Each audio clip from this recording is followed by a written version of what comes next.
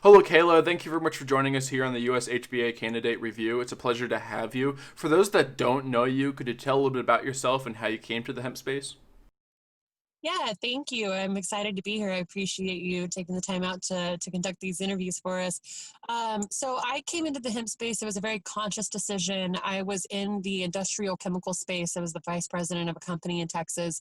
And really, there was kind of an epiphany moment where I realized that I was a part of a problem and not a part of a solution. And I had always been a big advocate for cannabis. So my next kind of step was figuring out how to get involved in that space. And I realized that the hemp space was extremely underserved. It was still the wild, wild west at the time. You know, it was still federally illegal and it was kind of crazy. And I just realized that it was highly underserved. So I made it my mission to step into the hemp space and help push this plant forward and be a part of a solution instead of the part of the problem, which is, you know, what industrial chemicals are, is a giant problem that hemp can solve.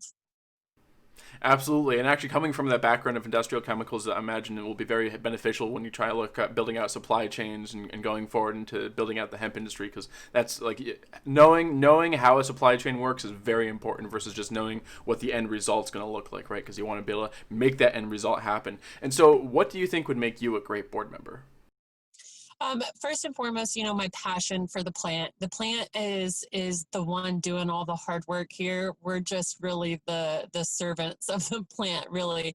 But being able to understand, like you said, the supply chain, being able to understand the chemistry and the science behind why the plant does the things it does, and in different places and different climates, how it's going to react, different formulations, and being able to really help push those and explain these things when we're fighting for certifications and we're fighting for you know, really pushing this forward. I have that background to understand what it takes as far as compliance, you know, what it takes, what you have to do paperwork wise to get things pushed forward, as well as just having the passion and the wherewithal to withstand being told no 50 times to get that one yes.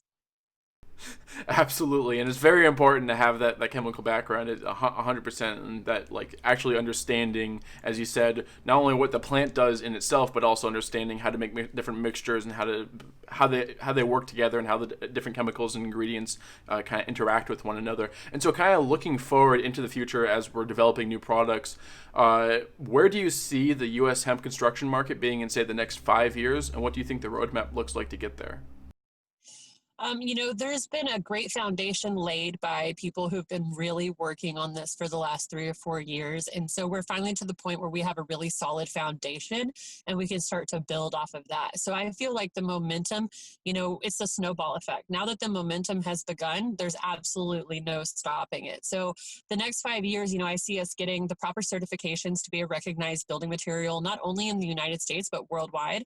And being able to take the work that they've done in Europe and take the work that they've done in these other places and apply that here and use them as models for what we can do here in the United States. And really, I mean, the biggest problem that we faced is there's ignorance. There's so many, I would say that 95% of our country still doesn't know that you can build from a plant material.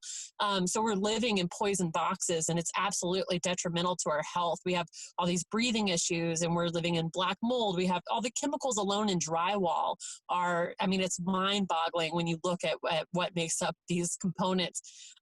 So, you know, I see that once the education is pushed forward, which is one of the biggest, you know, struggles this year, not being able to be out there, but we're actually finding it being a blessing because anybody can go to a webinar where somebody may not have had the means to travel and attend these seminars and really learn about the plant.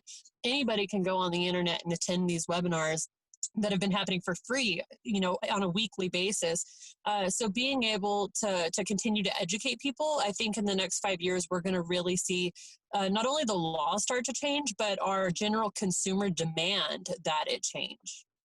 Absolutely, yeah, and again to touch on the aspect of understanding not only just the chemical and but also the business side, right? So you can speak to these engineers and people and politicians that aren't necessarily breathed on the idea of hemp, but they understand the chemical side of it and understand all the business side of it, so you can really sell them on it in a better way. But thank you very much for joining us, Kayla. It was a pleasure speaking with you, and I wish you the best of luck to becoming a board member.